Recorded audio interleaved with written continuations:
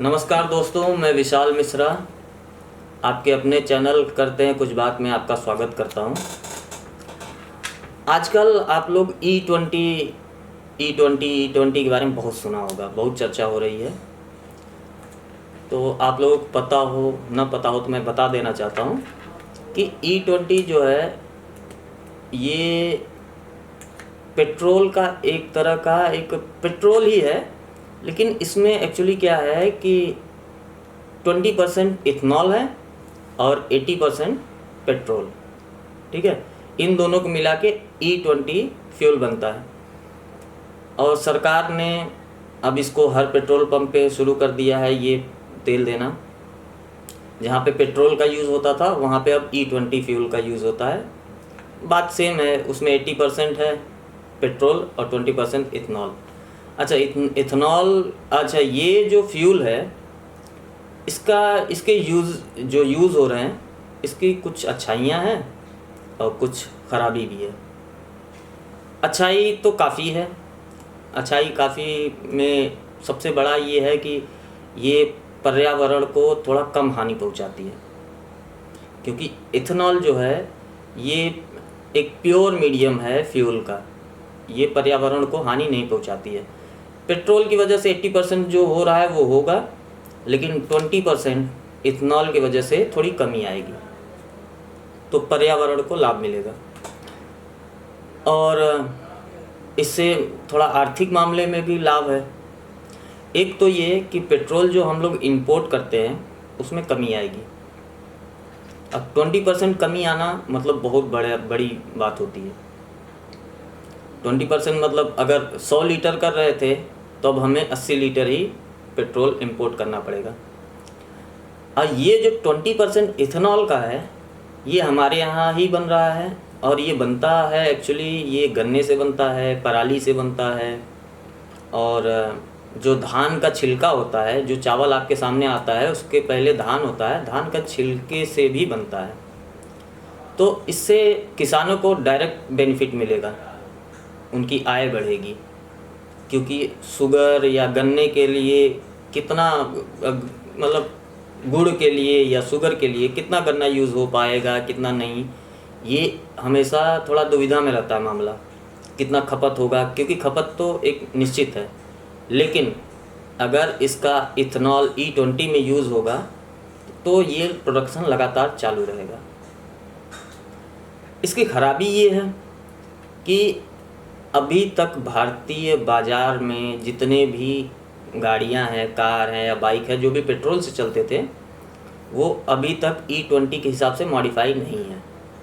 तो जिसकी वजह से क्या होगा कि एक तो माइलेज कम हो जा रहा है थोड़ा बहुत। अब ये बहुत कम होता है लेकिन होता है, माइलेज कम भी होता है और इंजन भी ख़राब होता है। जैसे जिसका इंजन 10 साल चलने वाला था वो शायद 7-8 साल में निपट जाएगा। तो इससे तो भारत की जो आम जनता है, जो मिडिल क्लास है, लोअर मिडिल क्लास है, जिनके पास बाइक या कार है, उनके जेबों पर असर पड़ने वाला है। अब बात ये आता है कि अभी तक ये मॉडिफाई क्यों नहीं हुई है इंजन। इसका एक कारण है, सरकार ने इसकी जो समय सीमा तय की थी वो 2030 की थी। अब 2025 में ही ये पूरे देश में ई20 का फ्यूल देना शुरू कर दिया है इन्होंने। अच्छा, इससे फिर शक भी जाता है किनके ऊपर?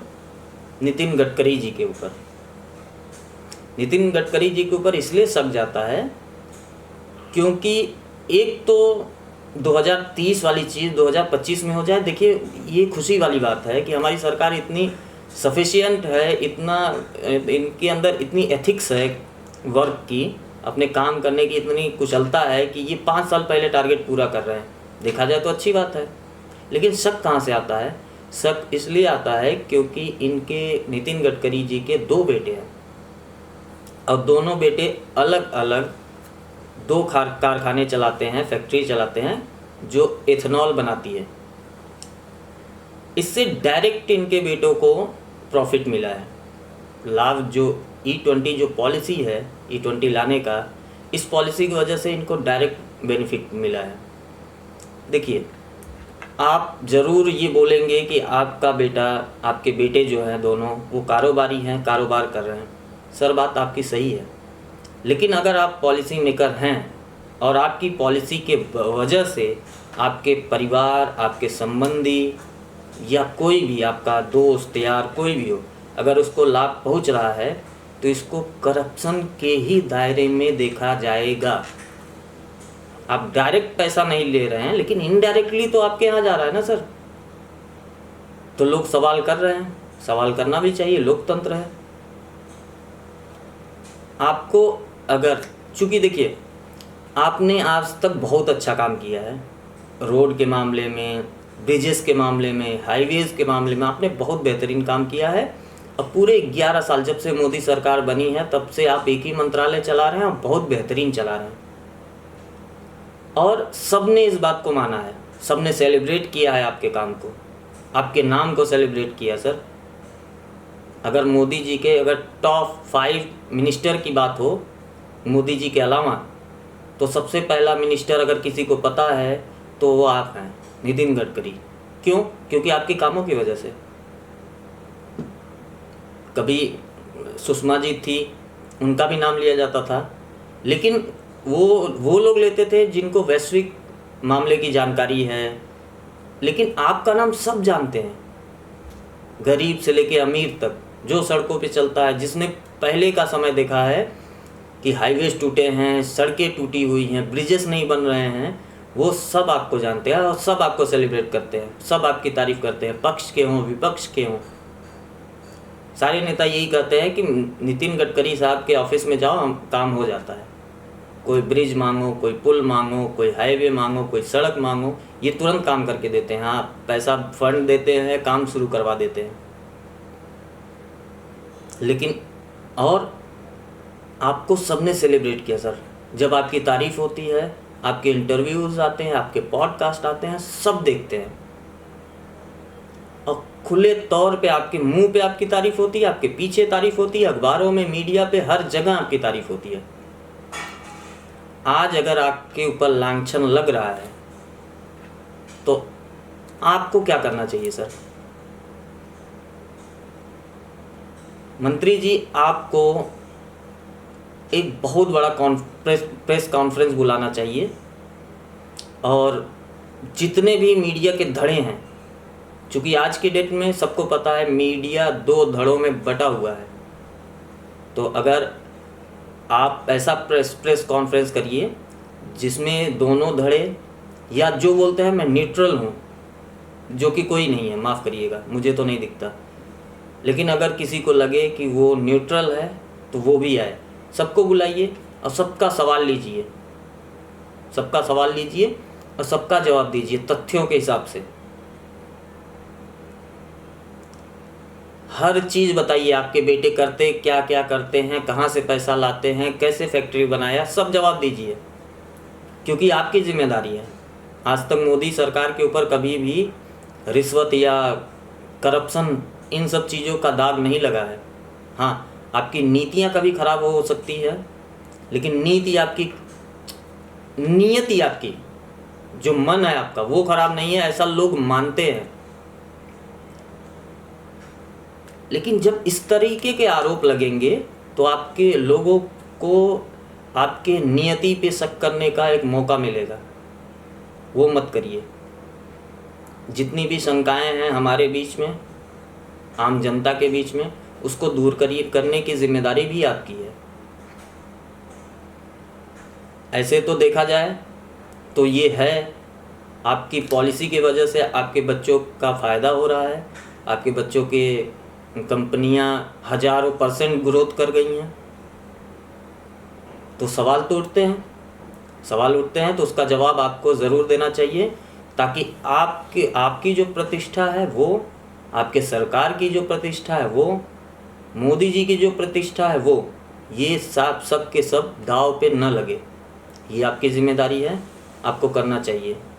और जितने लोग भी आपके बारे में कुछ भी बोले, ठीक है, आपके काम करने का तरीका बेहतरीन है और आप आगे भी करते रहेंगे सर, लेकिन अगर आप ट्विटर पे जाके कभी पहले के समय में आपने ये बोला था कि इथेनॉल आने के बाद पेट्रोल 50 रुपये पर लीटर हो जाएगा। आप ये दावा कर चुके हैं ट्विटर पे। आज इथेनॉल ही 57 रुपये लीटर है। इस तरीके के दावों से आप बचें। देखिए, कभी कोई नेता रैली में कुछ बोल जाता है तो लोग उसको हल्के में लेते हैं, उसको सच मानते भी नहीं हैं। लेकिन बगैर चुनाव के, बगैर रैली के अगर आप ट्विटर पे कोई भी राजनेता कुछ भी लिखता है तो उसको एक लिखित दस्तावेज में आ जाता है। डिजिटली वो आर्काइव हो चुका है, वो कभी नहीं हटने वाला है। लोग आपके पीछे पड़ेंगे। सर, 57 रुपये का अगर इथेनॉल है तो बचत कैसे हो रही है? टैक्स तो आप सेम लगाएंगे, राज्य सरकार भी लगाएगी और केंद्र सरकार भी लगाएगी। हाँ, अगर आप लोग ये बोलते हैं कि टैक्स इथेनॉल वाले 20% पे नहीं लगाएंगे तो शायद कम हो जाए, लेकिन कम हो तो हमें दिखे भी तो। चलिए, मैं ये नहीं बोल रहा हूँ कि 50 रुपये का मिले, ठीक है, लेकिन आज 100 का मिल रहा है तो 90 का तो मिले। 90 का नहीं तो 95, कुछ तो कम हो, लोगों को दिखे तो इथेनॉल की वजह से हमारा बचत हो रहा है। रेट आपने वही रख रखा है, ऊपर से माइलेज कम हो रहा है, ऊपर से इंजन जल्दी खराब होने का खतरा मंडरा रहा है, तो नीयत पे शक होने लगता है। और डायरेक्ट बेनिफिट आपकी फैमिली में हो रहा है, इसलिए ज़्यादा हो जाता है, शक बढ़ता जा रहा है। इसको जितने जल्दी आप इसका खुलासा करेंगे, जितने जल्दी लोगों के सवालों का जवाब देंगे, उतना बेहतर रहेगा आपके लिए, आपके सरकार के लिए और हम सब के लिए। मिलते हैं अगले वीडियो में, तब तक के लिए वंदे मातरम।